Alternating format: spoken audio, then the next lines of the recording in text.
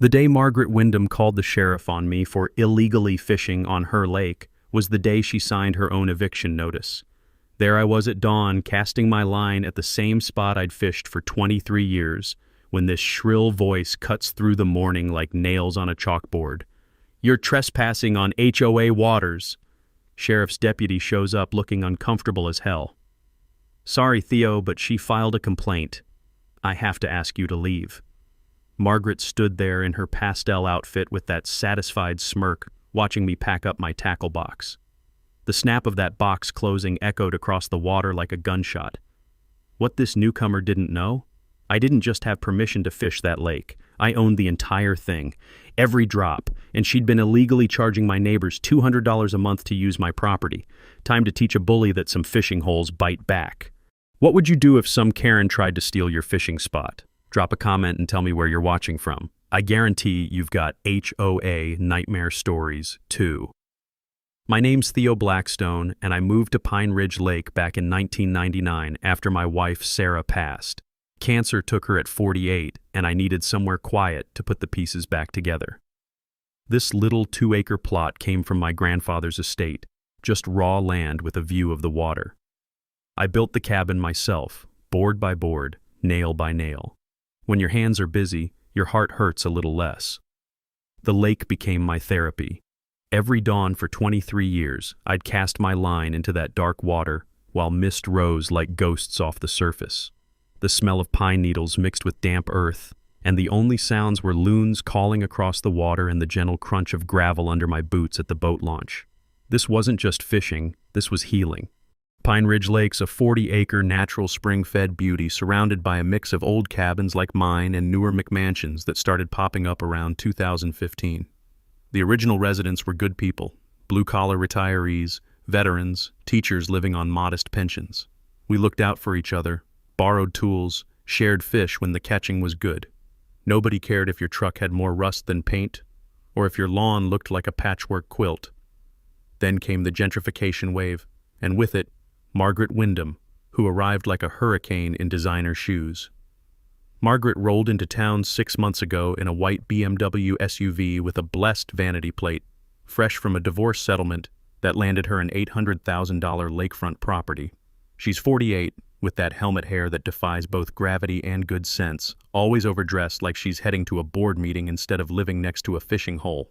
Former corporate compliance officer from Atlanta, which explained her talent for turning simple conversations into hostile takeovers. Within 2 weeks, Margaret organized what she called a concerned homeowners meeting. Her pitch? Pine Ridge Lake needed a homeowners association for property values and safety. She had charts, folks. Actual PowerPoint slides about optimizing community assets and managing recreational liability. I haven't seen that much corporate buzzword bingo since my last construction contract meeting. The woman targeted everything that made our little community special. Fishing restrictions, dock permits, landscaping standards that would make Augusta National jealous. But the real kicker? She claimed the lake itself was a common area, requiring monthly membership fees of $200 per household. Margaret collected signatures from 8 of 23 properties, mostly newcomers who bought into her fear-mongering about property values. The rest of us got certified letters demanding mandatory HOA enrollment. I called her up, polite as my mama raised me. "Ma'am, I appreciate your enthusiasm, but I'm not interested in joining." Her response could have frozen that lake in July. "It's not optional, Mr. Blackstone. This affects everyone's investment." "Ma'am," I said, "I don't have investments. I have a home." The silence stretched longer than a tax audit before she hung up. 2 weeks later, laminated signs appeared around the lake like a bad rash. Private HOA property, members only.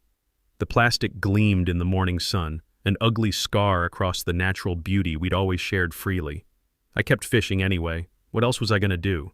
This was my routine, my peace, my connection to Sarah's memory. But Margaret stationed herself at her picture window with binoculars, taking photos like I was some escaped convict instead of a guy trying to catch breakfast. That's when she made the call that lit this whole powder keg. Deputy Charlie Morrison showed up looking like he'd rather wrestle an angry bear. Charlie's local his daddy and mine worked construction together back in the day. "Sorry, Theo," he said, avoiding my eyes. Got a complaint about trespassing. I have to ask you to leave. Margaret stood on her deck in a pink cardigan that probably cost more than my truck payment, arms crossed with that satisfied smirk of someone who thinks they just checkmated a chess grandmaster. I packed up without a fuss, but as that tackle box snapped shut, one thought crystallized like ice on a winter morning. Lady just picked a fight with the wrong fisherman. The next morning, I woke up to find Margaret had filed a formal trespassing complaint with the county. Not just a phone call to Charlie, an actual written complaint with my name on it, complete with photos of me illegally accessing HOA waters. The woman documented my fishing trips like I was running a cartel instead of catching bass.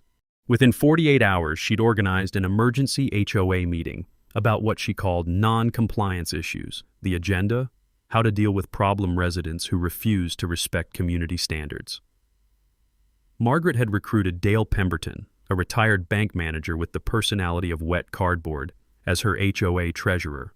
Dale brought legitimacy to her operation. Nothing says official like a guy who spent 40 years foreclosing on people's dreams. Margaret's next power play hit like a sledgehammer.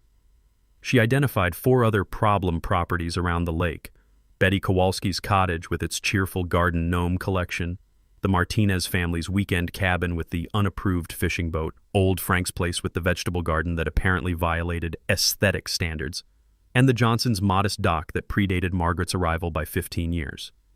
We all got violation notices on the same day. The aggressive thwap of Margaret's designer heels clicking across driveways as she personally delivered each letter sounded like a countdown timer to war. Betty's offense? Unapproved garden gnome collection disrupting neighborhood aesthetic standards. I kid you not, the woman was being fined for ceramic lawn decorations that had been there since Carter was president. Betty knocked on my door that evening, her weathered hands trembling like autumn leaves as she held Margaret's legal-sounding letter. The smell of her lavender perfume mixed with genuine fear. "Theo, I don't understand half these words, but they want $50 a day until I remove my gnomes. Those belong to my late husband." That's when I decided to do what any reasonable person does when facing a bully: research the hell out of the situation. The county courthouse sits downtown in a brick building that reeks of old paper, stale coffee, and broken dreams. I spent Tuesday morning in the land records office talking to Joyce Miller, a clerk who's worked there since dinosaurs roamed the earth. Joyce has the patience of a saint and the institutional memory of a steel trap. "Son," she said, squinting at Margaret's HOA filing through glasses thick enough to start fires, "this paperwork's messier than a soup sandwich. She's missing required property descriptions, boundary surveys, and legal authority documentation." That's when Joyce educated me about adverse possession laws. Essentially, you can't claim ownership of property you don't legally control, no matter how many laminated signs you post. Any HOA must legally define its boundaries, and authority and county records always verify their claims before paying a single dime. While I was learning about property law, Margaret escalated to hiring private security. She brought in some kid who looked like he'd rather be wrestling alligators, stationed him at the boat launch during peak fishing hours. The poor guy had the enthusiasm of a wet mop and the authority of a mall cop on vacation. I walked up to him bright and early Wednesday morning, tackle box in hand, boots crunching on frost-covered gravel. "Morning. Mind if I ask what legal authority you have to enforce HOA rules?" The kid shifted like he had fire ants in his uniform. Lady just told me to be visible and take photos of anyone fishing without permission." "Permission from who exactly?" More uncomfortable shifting. "The, HOA?" I smiled and cast my line anyway, the soft plop of my lure hitting water punctuating the awkward silence. "Well, you have yourself a nice day, son. Don't forget to wave for those photos." The security guard lasted exactly 3 days before quitting. Apparently, watching an old man fish while taking creepy surveillance photos wasn't the exciting career opportunity he'd imagined. But Margaret wasn't done. She hired an actual attorney, some shark from the county seat who specialized in HOA enforcement. The cease and desist letter arrived while I was fixing Betty's porch step, because that's what neighbors do for each other around here. The legal language was impressive, full of words like forthwith and pursuant to, demanding $500 in administrative fees, plus immediate compliance with fishing restrictions. Betty read over my shoulder, her face growing paler with each paragraph. "What's so funny?" she asked when I started chuckling. I folded the letter and slipped it into my shirt pocket. Margaret just picked a fight with the wrong fisherman. See, while she was busy playing lawyer and hiring security guards, I'd been doing my homework. That morning's courthouse visit had turned up something interesting on the 1960s county survey maps. A discrepancy suggesting the lake extended way beyond Margaret's claimed HOA territory. More importantly, I'd found a reference to subsurface mineral rights in my grandfather's deed. Time to find out exactly what Grandpa Blackstone had left me, because something told me it was a lot more than Margaret bargained for. Margaret's attorney letter triggered what she called an emergency enforcement meeting at her pristine lakefront palace. Her living room looked like a corporate boardroom had a baby with a country club, all beige leather and motivational artwork about success and excellence. The air reeked of expensive vanilla candles and desperation. She'd assembled her nervous coalition of 8 HOA members, each clutching violation notices like talismans against common sense. "Property values are at stake," Margaret announced, clicking through her PowerPoint presentation like she was launching a hostile takeover instead of harassing retirees.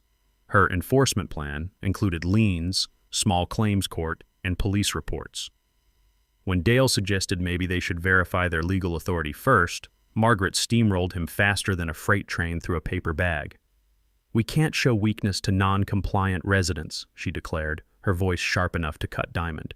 "Give them an inch, they'll take a mile." 2 days later, I woke up to the aggressive buzz of power tools at 7 a.m. sound more jarring than nails on a chalkboard. Margaret was installing a decorative fence across the traditional fishing path to the lake, the same dirt trail that elderly residents like Betty and Frank had used for decades. The fence was white vinyl with little flourishes that screamed, "I spent more on this eyesore than most people make in a month." Margaret stood supervising in a lavender pantsuit, sipping coffee from China that probably cost more than my truck payment. When Frank Martinez showed up for his doctor-ordered morning walk, she pointed to a shiny new sign. "Private HOA property. Authorized members only." "Ma'am," Frank said in his polite old-school way, "I've been walking this path since 1987. Margaret's smile could have frozen hell itself. "Times change, Mr. Martinez." Safety and liability require proper management. That fence was the last straw for a lot of folks. Margaret had just blocked lake access for 3 elderly residents whose daily walks were literally doctor's orders for their heart conditions. But while she was busy playing neighborhood dictator, I was getting educated about something called riparian rights. Back at the courthouse, Joyce Miller pulled out maps and legal books like she was conducting a masterclass in property law. The musty smell of old records mixed with her determination to help.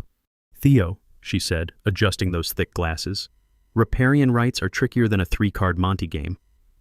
When you own land adjacent to water, you often get usage rights too, sometimes way more than people realize. Riparian rights mean owning land next to water often includes water usage rights. Look this up if you live near lakes or rivers, because most property owners have no clue what they actually own." Joyce also found something that made her eyebrows climb toward her hairline, a reference to lake bottom mineral rights in my grandfather's 1958 deed. "Son, this language is unusual. Might want to dig deeper into what exactly your grandfather bought from that mining company." While I was learning legal history, Margaret escalated to full-blown harassment. She filed noise complaints about my boat motor, claiming it disturbed the peace at dawn. She called the county health department, alleging my septic system threatened lake quality, forcing me to take time off work for inspections that found absolutely nothing wrong. Then she tried to get my dock declared unpermitted, which was rich considering it predated her birth certificate. But here's where Margaret made her first real mistake. She got greedy and sloppy. I hired surveyor Jake Patterson to map my exact boundaries. $300 well spent. Jake spent half the morning taking measurements and the other half scratching his head like he'd found buried treasure. "Theo," he said, pointing at his equipment, "your lot extends 30 feet further into the lake than anyone expected. Plus, I've seen references to old mining claims from the 1940s around here. Might be worth checking what rights came with those original purchases." That evening, I found an envelope in my mailbox, expensive paper, fountain pen ink that smelled like old money, handwriting that suggested private school education. The note read, "Check the old Thompson Mining Company records at State Archives." Someone in Margaret's own coalition was having second thoughts. Meanwhile, Margaret announced her lake beautification project funded by HOA fees, planning to remove unsafe docks belonging to older residents. She scheduled contractor consultations without permission and referred to the lake as our community asset in her newsletter. Her exact quote, printed in bold, "Some people just don't understand that progress requires sacrifice." But as I studied Jake's survey report that night, listening to loons call across the dark water, one detail jumped out like a lighthouse beacon. Subsurface mineral rights conveyed in perpetuity. Time for a road trip to the state capitol. Because Grandpa Blackstone hadn't just left me a fishing spot, he'd left me the keys to Margaret's worst nightmare. Margaret's confidence hit dangerous levels after successfully intimidating Frank Martinez away from his walking path. She scheduled what she called enforcement action with the sheriff's department for my continued trespassing, complete with official paperwork and a timeline for my arrest. The woman had created an actual fine schedule, $50 per day for unauthorized lake access, payable to the Pine Ridge Lake HOA, which had about as much legal authority as my tackle box. She installed security cameras pointing at fishing spots, their mechanical whirring tracking movement like robotic vultures circling carry-on. The cameras were expensive, the kind banks use to catch actual criminals, not retirees trying to catch breakfast. The red recording lights blinked like angry eyes, watching every cast of my line. Margaret's real masterstroke was organizing a concerned citizens petition to county commissioners. She gathered 47 signatures, mostly from her church group and country club friends who'd never seen Pine Ridge Lake except in her carefully curated Facebook posts about unregulated recreational threats. Her plan?